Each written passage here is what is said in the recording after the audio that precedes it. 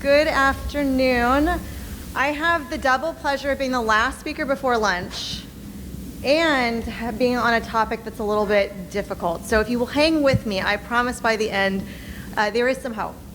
So over the last couple of years, Pat and I have gone back and forth about this topic and presenting it, and I've had a lot of mixed emotions which I want to discuss. First of all, I have no disclosures. I have no relationships to anything. And I do want to talk about the psychosocial late effects in the family system, specifically around post-traumatic stress symptoms and post-traumatic stress disorder. So the first thing to keep in mind, and I want to really acknowledge my own ambivalence about this topic, is that we are talking about a stress response to something that shouldn't happen to anybody.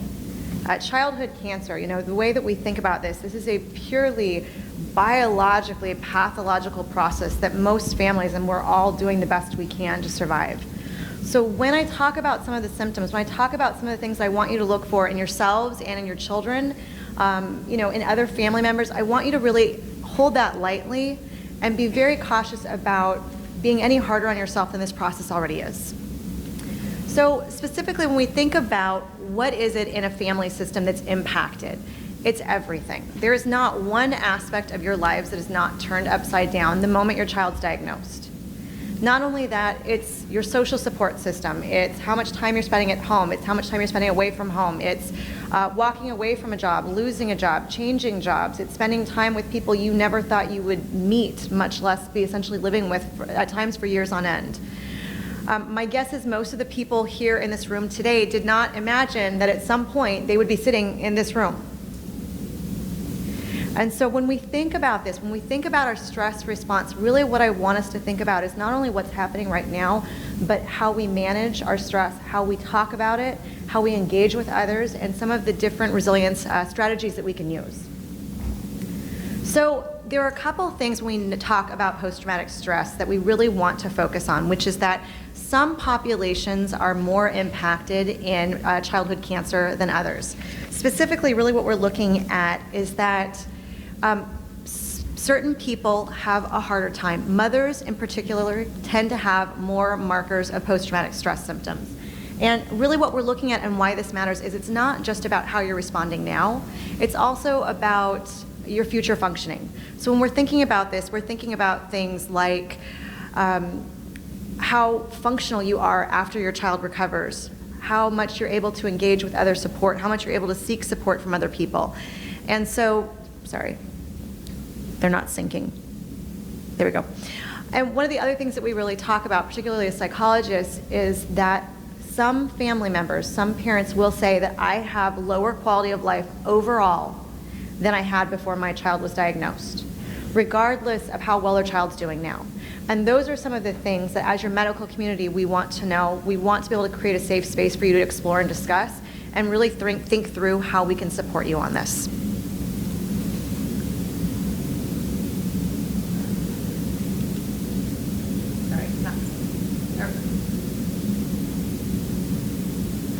Additionally, one of my rants about this topic, and as Dr. Simmons will say, I did this at my rounds for my organization. I ended up spending like an hour, which I'm not going to do to you, I promise. But one of the challenges is that the studies and the findings are so inconsistent. If you look at the range of post-traumatic stress symptoms that they're looking at, it's anywhere from 10% to 44% in terms of the lifetime prevalence of severe post-traumatic stress symptoms, 27 to 54% lifetime prevalence in another study. And one of the big limitations of a lot of these studies is the difference between a questionnaire or an assessment tool that you're filling out as a parent versus a clinical interview. And so again, as we're thinking about this, thinking about how we're assessing and what we're assessing. The other thing that I want to talk about when you're going into this is thinking about your child's what we call pre-morbid functioning. How well was your child doing before they were diagnosed with this diagnosis? Really what we're looking at is, were there a lot of stressors in family dynamics ahead of time? Was your child having a lot of behavioral issues ahead of time? Was there other stress? Were there other adverse childhood events or experiences happening? Some of these markers are actually more indicative of how your child will be functioning both throughout treatment and afterwards. And one of the other things that it really indicates is how well you as a parent will function, which is actually what research has found is to be the most important and impactful is parent functioning. So this is really where we're going to spend the bulk of our time. We're going to be talking about you and how you manage your stress. When we're thinking about this, we're thinking about a couple of things. We know that when our children are in distress, we are, of course, going to have a stronger stress response ourselves. There is a horrible, horrible sense when you're watching your child suffer. And with that, you are at a greater risk of having some symptoms of post-traumatic stress. The other things we're looking at is that your child takes their cues from you.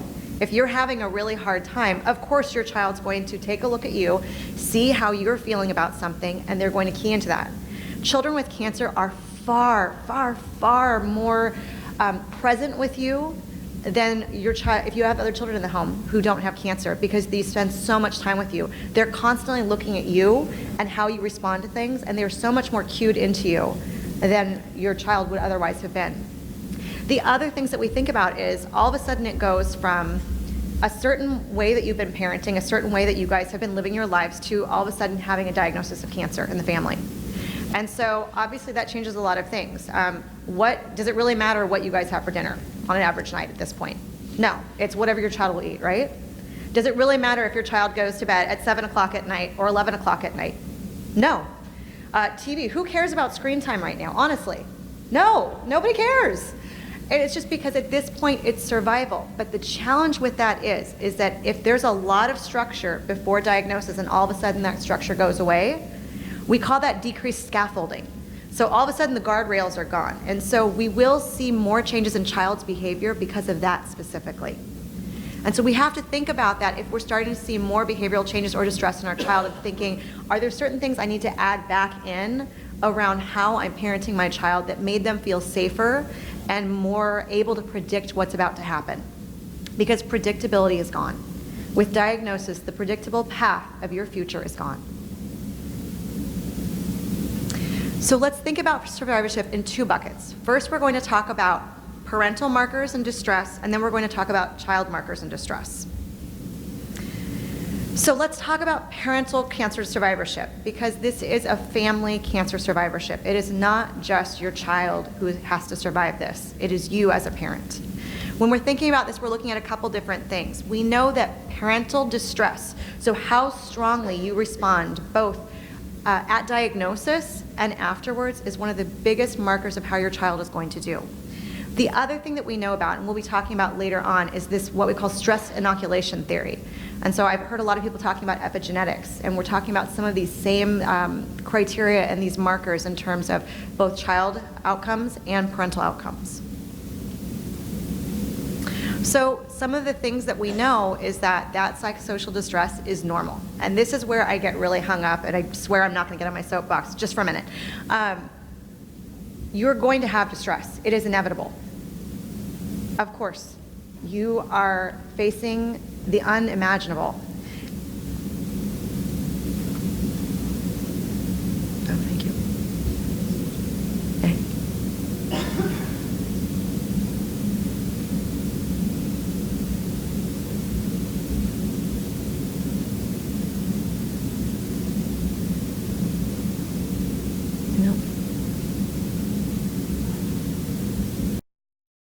Okay, there we go. So, like I was saying, we're facing the unimaginable, and so with that, a certain level of distress is expected. Nobody soldiers through this. But some of the things that we are looking at that are considerations or bigger indicators of having a stronger stress response, especially after treatment, are things like fear or risk of relapse. With neuroblastoma, that's significantly higher than other diagnoses. Other things, marital strain. The more time that you spend away from home, the more changes in expectations within the relationship, the more sense of frustration or disappointment or not really connecting with one another also increases that risk. We're also looking at strain in relationships between your child with the diagnosis as well as their siblings. There can be a lot of sibling strain, a lot of jealousy, a lot of frustration and resentment, or a sense that the other child is perfect. And then also a sense of guilt as a parent for the children that you're not able to spend as much time with. And finally, we're looking at obviously the economic impact, the financial impact of this diagnosis, not just in terms of the treatment that you're getting, but when you think about it, just everything else that you have to give up and let go of in just the quest for survival. Okay. So some of the things that we're looking at are what we call hypervigilance and hyperarousal. So when we're talking about post-traumatic stress disorder, we're looking at three things. We're looking at hypervigilance. In the case of a child with a medical condition, and particularly neuroblastoma, it is the sense that my child says that they have a stomach ache and I immediately go to their cancer spread, it's worse, it's a relapse. I'm driving 7 hours through the night to get them an evaluation immediately to make sure that this isn't something more serious. Other things we talk about are the flashbacks. So I can be distressing dreams, a lot of thoughts. The last thing we talk about is avoidance. In some cases, and we see this a lot more with children, avoidance of wanting to go to the doctor once they're doing better, avoidance of not wanting another shot, not wanting to go back to some of these places. For parents, a lot of times it will be, I don't want to go anywhere, I don't even want to drive by the hospital where we spent the last year of our life. I don't want to look at it, I don't want to even think about it. And so really what we're looking at are those three markers. Most parents will have at least one of those three markers. The question is, again, whether you are still functioning. And so when we're talking about post-traumatic stress disorder, really what we're asking is, are you still functioning? You are expected to have some of those markers. It does not make you broken. It does not mean that you can't go on. It doesn't mean that you can't be an incredible parent. But it does mean that you do have some greater risk. Other things that we're looking at, sleep disturbances, your child sleeping through the night again and you're waking up every 30 minutes, every hour, and you're checking on them. We're looking at things like irritability, difficulty connecting with other people, friends, family members, people who are trying to spend time with you. The person that says, well, now that they're cured, it's over, aren't you ready to go back to your life? It's snapping at that person and throwing something at them. That's a good sign that you're maybe a little irritable. Difficulty concentrating, just not being able to stay on track with other things outside of this specific area. Also, we talk about intrusion, so having a lot of really distressing flashbacks. If any of your children have spent time in the ICU, for example, if you continue to go back to that moment, or that moment where you thought your child was going to be intubated, issues like that are things that we talk about when we talk about intrusive thoughts. And finally, avoidance. We rarely see parents of childhood cancer survivors who avoid. It's more so the likelihood of spending a lot of time in relation to your physicians. And then let's talk about childhood cancer survivorship. There's two different buckets for this. There's children who were young when they were diagnosed, and then there's what we call our adolescent and young adult cancer patients. They're two different criteria. Developmentally, the tasks are different, the challenges are different, the needs are different, and the functioning and the issues that we see are different.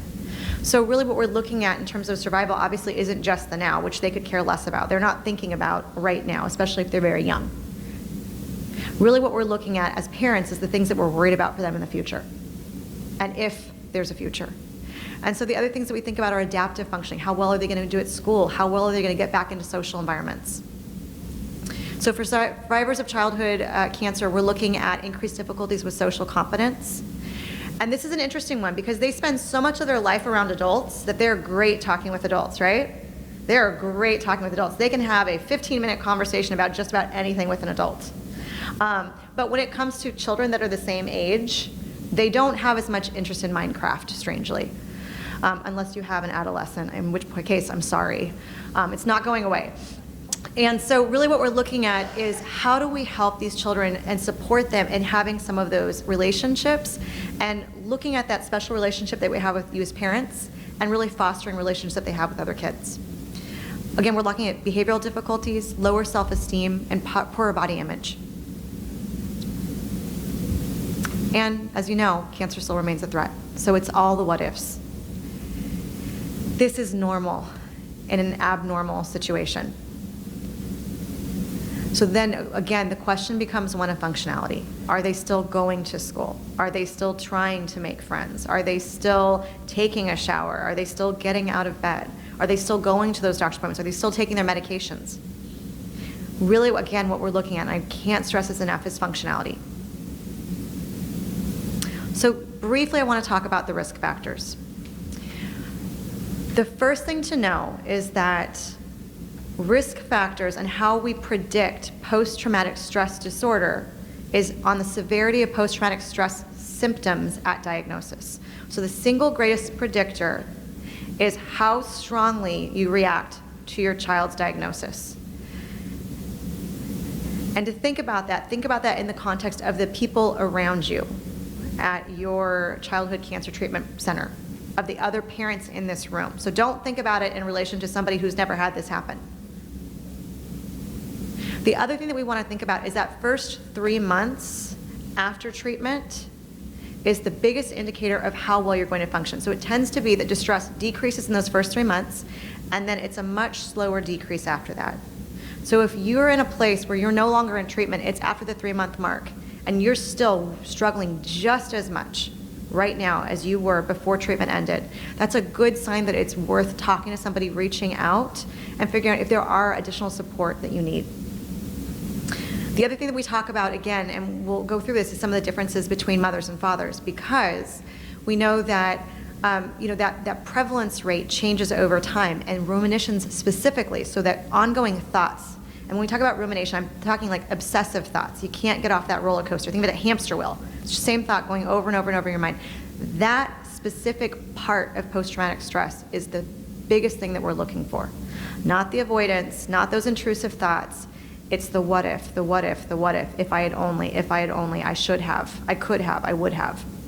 Why didn't I? Those are the issues that we're looking for. Other things to think about: time since diagnosis. Again, with time, a lot of these symptoms tend to get better. For mothers, the greater of the severity of their symptoms at diagnosis specifically, we know that there is a greater risk for post-traumatic stress. Children who are diagnosed at an older age, mothers tend to report more distress and more symptoms consistent with post-traumatic stress than mothers whose children were younger at diagnosis. Again, mothers also tend to have other health-related issues. In health psychology, there's been a series of studies talking about caregiver stress, and most of what we look at is aging couples and the wife taking care of the husband. And usually when the husband passes away within the first 3 to 6 months, they'll have significant medical issues. Mothers tend to be the same way. And we'll see these a lot of times after treatment's over. All of a sudden, you start having a cascading effect of your own medical conditions, because stress has a cumulative effect on you biologically. Again, mothers have greater challenges with this, and social support was one of the biggest things to mediate that stress response. So 51% of parents said that the support that they got, whether it was a nurse, a doctor, other parents, other family members, people that were able to step up, the people who were most able to lean on that support had better outcomes. Families where there's more stress and tension prior to diagnosis had a greater level of distress after treatment.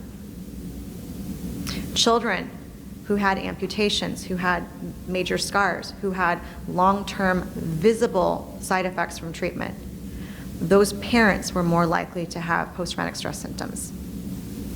Children who were really struggling after diagnosis and treatment, their parents are more likely to have symptoms. And finally, we know that your adjustment adequacy, so how well you adjust, again, within that period of that time frame of 2 years, is one of the biggest predictors of post-traumatic growth and stress. So, the last thing I want to talk about before I talk about what we can do and some support and some thoughts to leave you with today is adolescents specifically, because there was a really interesting study done by Alderfer in 2009 around specific adjustment of adolescent cancer survivors, because we know they have their own challenges. And one of the things that they found is that parental emotional engagement and support ameliorated or improved those stress symptoms, with one caveat, which is that the job of a parent in that moment is to help their child transition and be able to essentially leave the nest. And so helping their child adjust, both and providing them that support, but also helping them get more of that support from other people other than just their parent over time. So lastly, I want to talk about interventional needs. We've talked about the importance of family cohesiveness. If family distress, if there's a lot of tension in the household, either before diagnosis or currently, that's a really good sign that it's worth reaching out and getting some support. It is also really helpful, especially for adolescents, to help them get support beyond you and with you in terms of their social support, what they want in terms of life, what that looks like for them, and helping them adjust. And finally, I want to talk about resilience. So Phipps had a quotation that I really want to read to you. Most research has focused on maladjustment and psychopathology. So what's wrong, right? And understandably on the identification of parents at highest risk, so they can be targeted for intervention. But the search for pathology, although it's well-intentioned, may unwittingly lead to a bias in how we assess you and how we support you.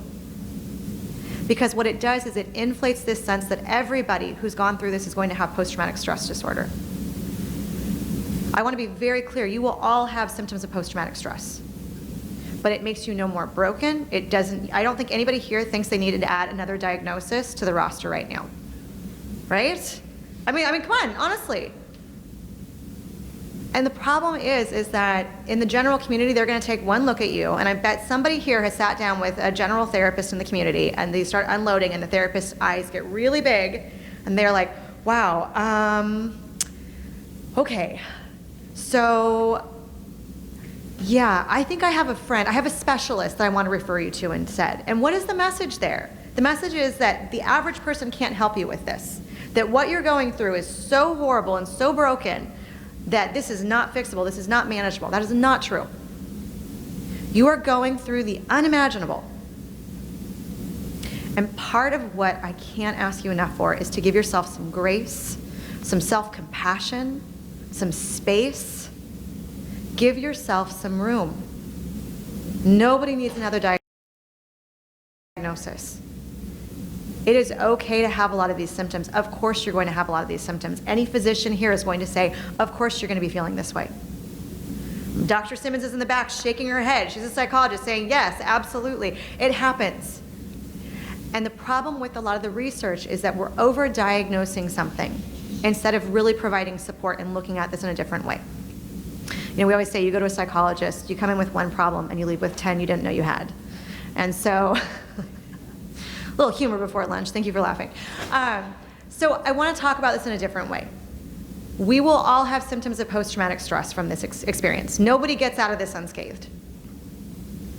The question is, what do we take from it? Because I don't think one person here wouldn't say that in some ways they are a better person because of this diagnosis. Everybody here hates this diagnosis, no question about it. But I'm willing to bet most people here will say, I'm a more present parent. I'm more appreciative of the little things than I used to be before. I'm more engaged when I'm able to. The little things, I don't sweat anymore. I don't need to read Don't Sweat the Small Stuff because the small stuff doesn't even matter. It doesn't even register anymore. And so really what we're looking at is how do we foster more of that? Other research, a very small section of it, the research that I love and that I actually did myself is around post-traumatic growth. And so parents of children who had cancer will say the following: I am better at benefit finding. We're not talking about silver linings thinking. We're talking about I can find the benefit in just about anything. I can see it both ways. We're talking about post-traumatic growth, so new opportunities. A lot of people will change careers because of this. Changes in relationships with others. I'm a better friend. I've lost a lot of friends, but the friends I still have, I'm better with. Increased sense of my own strengths. You know, most people here will say, I'm a super parent. I didn't know that I needed a cape, but I have it. A greater appreciation for life in general, and finally, a deepening sense of spirituality or religiosity. And part of the reason this matters is that stress inoculation theory that we talk about. If you have enough stress, you actually grow and things matter less. The little things don't matter as much, but it has to be that moderate marker. So for those of you here in this room who have too much stress in which you can't do both, that's a really good sign. It's worth reaching out and getting some support. And like I said, parents of children with cancer reported significantly greater post-traumatic growth than any other parent population, including parents with other medical conditions. So let's talk about moving forward. So let's talk about both the warning signs and the what-to-dos. So for children and adolescents, these are the things to reach out about. If they have severe school phobia, if they are refusing to go to school, absolutely talk to us now. Panic attacks, nightmares, and not like I watched a bad movie and I had a nightmare, but recurring nightmares that are really, really severe and impacting sleep behaviors. Refusal to leave the home. Avoidance of doctor's appointments, disruption in the home, if there's a lot of chaos in the home, Inabilities to interact with same-age peers. So I'm not talking about awkwardness with same-age peers. There's going to be some of that awkwardness. It's inevitable when you spend that much time around adults. I'm talking about inability to interact with same-age peers. And then concerning behaviors at school, like being able to complete tasks or, again, interacting with peers. And then to talk about you, I want a brief warning sign. I know some of you have seen this slide before. I just want to remind you, who you are as a parent changes after your diagnosis. And notice I said your diagnosis, not your child's diagnosis. It's everybody's diagnosis. Before neuroblastoma, your child gets out of bed, they want a glass of water, you give them a glass of water and you throw them back in bed and say good night. And if you're like me, you have a monkey lock and you put it up really high where they can't reach it and you just close the door and run. After neuroblastoma, they get in bed with you and they don't leave for 30 years. Right? So keep that in context of being the new normal. And so when I go into talking about some of these warning signs, I want you to, again, hold this lightly. For you, if you have severe insomnia, don't just self-medicate it, don't take a bunch of Ambien, reach out to somebody and really talk about this. Difficulties connecting emotionally with other people. There are people you're not going to connect with emotionally anymore because your life experiences and how you look at the world is different. So that's okay. But if you cannot connect with anybody, if you find yourself really avoiding or kind of isolating yourself, that's something worth looking at. Again, the irritability we talked about, if you're throwing things at people, pervasive guilt. If you are so overwhelmed with guilt of what you did or didn't do that you can't be the parent that you want to be, that's a really good reason to reach out for support. Anxiety, so feeling extremely nervous, anxious, on edge, avoiding things. And then again, those scaffolding issues. Some structure for children is a really, really powerful, wonderful thing to have. And it is normal to lose it in the midst of cancer treatment because you're just on survival mode. As you start transitioning out of survival mode, adding back some of those guardrails is so important for your child, it's important for you. So again, if you need help with that, it's a great reason to reach out to somebody. And finally, how do you foster post-traumatic growth? Some of this is going to come naturally. It happens whether you want it to or not. And this is not to say that you can't have post-traumatic stress symptoms and post-traumatic growth. You can have them at the same time. But really what you want to look for is what are those opportunities that fill your cup? What are the things that feed your soul? What are the things that matter to you? Are you making room for those in your life? Are you giving yourself time to self-reflect in a meaningful way? Are you giving yourself space, grace? I'm going to say it again, self-compassion. If you're really struggling, this is a great area for opportunity and absolutely worth reaching out for support. Any questions?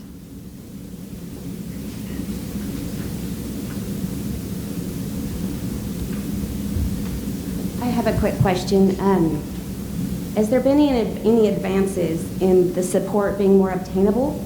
I'll give you an example. I had reached out, after my son was diagnosed with cancer, and it was very hard for them to accommodate our schedule. I'm a mom of 10. We have 2 that were adopted out of foster care with severe mental issues. And when my son was actively in treatment, our oldest adopted daughter committed suicide.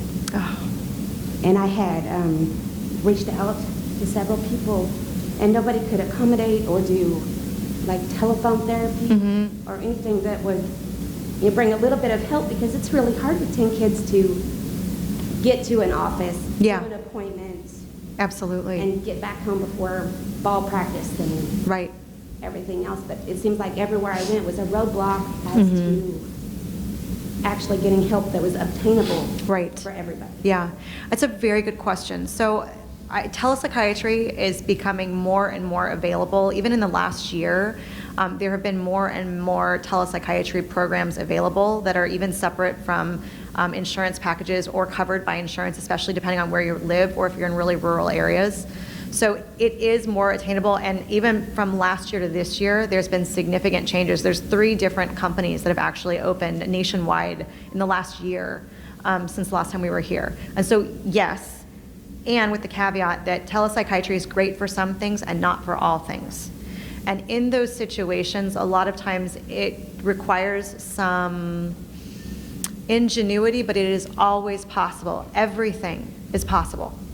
And so it's just really knowing where to reach out for support. And if you're really not sure, your social worker is a great place to start, because a lot of times, especially in really rural communities, you may have a therapist that you can go to, but they don't know anything about, and they can't even begin to imagine what you're going through.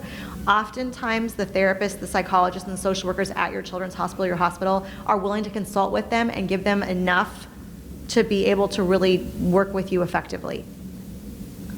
Yeah. I'm sorry, I'm going to probably be all over the place with this. My son Matthew was diagnosed when he was 14. He's 24 now. He's still battling. But at the beginning, he was very, I got this, don't Yep. worry, mama. Smiling all the time. He still smiles. But I've noticed as the years have gone by, all that has changed. Yeah. And he's very upset Mm-hmm. because he can't fix this. And he wants to go to school but doesn't think he can do it. And Mhm. we try to push him and push him. We have offered therapy. He has talked to a couple people, but he comes to me and he tells me, Mom, they have a notebook with a checklist. I need someone who's going to understand me. Yeah. They don't understand, Mhm. and I can't talk to them. Right. And I don't know what to do about that. Mhm. I know within the time that my son was diagnosed to now, I lost my oldest son 3 years ago. And Matt got ill 6 months later, and he's very upset that he's angry because he's like, Mom, you can't even grieve for my Yeah. brother, and now you're having to take care of me, Mhm. and it's not fair. Yeah. And I don't know what to do because he's older, he's a grown man now, Mm-hmm. and I'm trying to figure ways to help him to go out and do something. Yeah. Which I know he wants to. Mhm. Everything he had planned in life was taken away.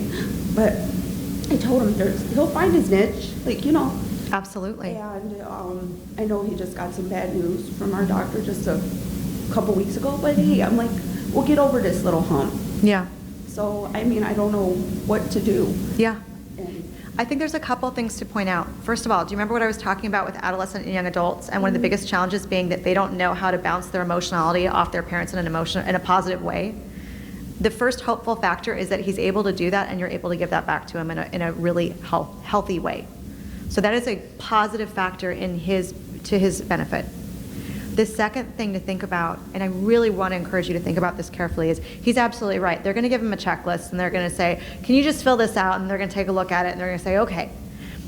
The challenge, and one of the struggles I have, is that this is its own beast. This is not to disparage general anxiety and depression, but this is for a specific reason that has a whole lot of really complicated factors associated with it. And so part of it is going to be, he's going to have to kiss a lot of frogs before he finds his therapist. Mm-hmm. And so part of it's going to be trying different people, really encouraging him and supporting him when he's ready. And it may also be one of those things that potentially he can support you by going together to a couple therapy appointments and doing family counseling too, to get him in the door. And then if he gets comfortable, then you get to, well, yeah. yeah. Mm-hmm. Come on up. Hi, I wanted to ask, I'm guessing we're not the only ones. That's the reason I'm kind of bringing this up. So you mentioned a lot of these kids relate to adults better than kids. Absolutely, yes. My daughter's the exact opposite. How old is she? She's 11. She was diagnosed at 6.5. Okay. She's 3 years out of frontline treatment. And for lack of better words, she hates adults. I like her already. Go on. She won't talk to them. Yeah. We've gone through several therapists. We have basically a unspecified trauma disorder diagnosis because she lacks the flashback component. Right. We have a generalized anxiety diagnosis. We've finally found a therapist, but this therapist is so popular that we're waiting 2.5 months in between appointments, which doesn't help, but at least it's someone she It's something. likes. Yeah, exactly. But she does great with kids. She doesn't acknowledge what she went through, and she doesn't want them to know. Right. But she does okay with kids, and she really just dislikes adults and shuts down. Yeah. And doesn't. It's almost. She doesn't trust them. No, not at all. Yeah, yeah, that's exactly what it is. Yeah, she doesn't trust them. Absolutely. And one of the challenges is going to be having enough people that are around her without pushing her, that over time she can find some safety with and say, okay, I can do this to this person, they're going to give me the space, but again, also give me that scaffolding and those expectations. Okay. Honestly, I would say stick with it, hang with it. And Dr. Simmons, can you raise your hand? Go talk to her right now and she'll give you some other information. Okay. Yeah. Yeah, absolutely. But it's good that she's got the social piece. That's huge, honestly. Yeah. First, I wanted to provide a resource to families that have been really helpful to me. It's a national organization. It's the Caregiver Support community. Just to give you a name, they have a myriad of therapy services, family, survivorship, caregivers, marriage. All the therapy is there, and it's free for patients and their families to partake in addition to other programming. But I wanted to pull some more names out of you about the telepsychiatry help. Yeah. I have done a lot of research on my own, and I'm finding that I'm more interested in like the video group chat support. And I put in for a few ones because you have to go through a screening process. Correct. And a lot of them are screening us out because we are not going through the cancer ourselves as an adult, and or the caregiving portion is for those that are caregiving for adults, and there's no childhood cancer support group. Yeah. So I'm wanting to pull some names of organizations from you that would be able to do the telepsychiatry help either through telephone or through webcam, because I've done extensive research and I'm not finding anything on my own. I'll have to do some research myself, especially with the group visit dynamic, because there are so many complications between treating across state lines, and it's super therapy is a lot more complicated because of licensing reciprocity. So it's a little bit more complicated, but if you give your information to Pat, I will get to work on that. Okay. Yeah. Great. Thank you. And then in addition to that, the issue that I'm running across is finding a medical provider. Like right now, my depression and anxiety meds are ran through my PCP, and like I think I'm just beyond the scope of his kind of help, and I need a specialist. But it's hard to find a specialist that will willing to take me on without the therapy component, because I'm getting that outsourced through Cancer Support Community, and it's free. So do you have any ideas of how to get around that therapy component? As long as you have something acknowledging that you're in care and you have that person's name and contact information and sign a release of information, any psychiatrist should be willing to take you, because they can consult with that person, but you'll have to sign a release of information and give that person's information. Okay, thank you. Absolutely. Mine's a little bit of a follow-on from these others. Okay. I know through all of this, our church family has become just the most important people in our lives. And I know for other people, it's their school and whatever. Can you talk a little bit about cross-training into the community? Because the diagnosis is medical, but life is not medical. Al, you are so right. Can you talk about that a little bit? So I can talk about that. It's a passion and a challenge, especially depending on where you live.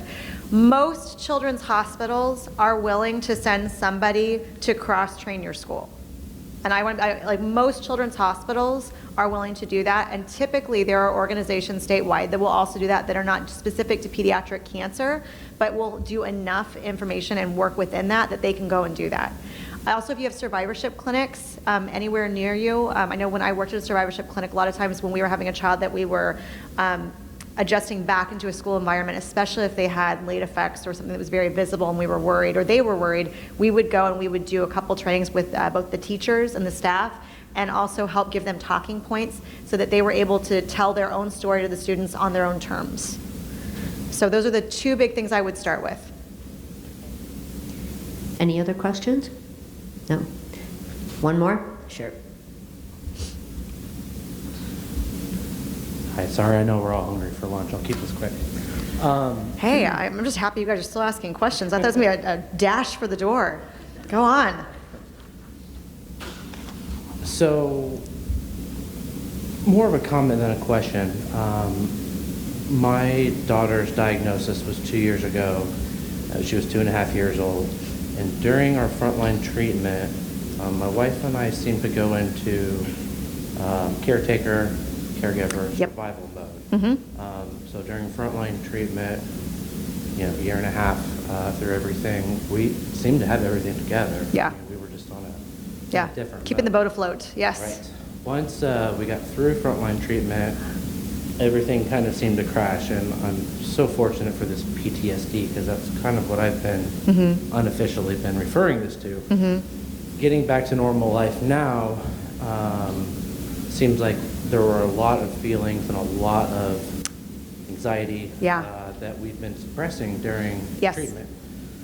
Is there anything you would recommend for families going through Absolutely. their frontline treatment Absolutely. to help alleviate the crash or the... There's no I got bad news for you and good news for you. One, there's no alleviating the crash. Right. It is inevitable. You are in survival, and the minute treatment ends, a couple different things happen it's like a perfect storm. Your support network that you spent so much time with is suddenly gone because you're not seeing the nurses every day. You're not seeing the families every day. You're not in that hospital every day. Your child's not getting scans constantly. They're not getting evaluations. You're not seeing the oncologist constantly. So there's that piece of it. There's the emotional exhaustion component where all of a sudden the bottom's been ripped out from under you. And then on top of it, your support network is just like at home is, well, but she's cured. She's okay. It's time for you guys to move on. You guys are good now. Enjoy this. Just be grateful. And you're like, no. And then you throw something at them. But I mean, so it's inevitable. I think part of it is talking about it. I think it's talking about it constantly. For those of you who haven't gotten to that point yet, it is coming. It will come. Again, be just compassionate towards yourself and know that this is part of the process. One of the things that you can do, though, is preemptively start talking to your support network back at home about the inevitable that's going to come when treatment ends, so that they're ready and they know what to expect and they can kind of boost you up a little bit. So that's part of it. But some of that anxiety, like we talk about, that 3-month marker, there's a reason it's 3 months because it's how long typically for the first, follow-up assessments for everything. It's typically with the 1 and 3 months. And so some of it is inevitable. So part of it, again, is just saying this is part of the process. And during this time, I really have to boost my self-care. I got to start getting back into exercise. I got to force myself out of the house and spending time with people that I've been avoiding. So part of it's faking it until you make it, and part of it's just knowing it's going to come and just being patient. That's great. Thank you so much. Absolutely. Thank you for bringing that up. Anyone else? Enjoy lunch, everybody. Okay. Thank you, Hillary.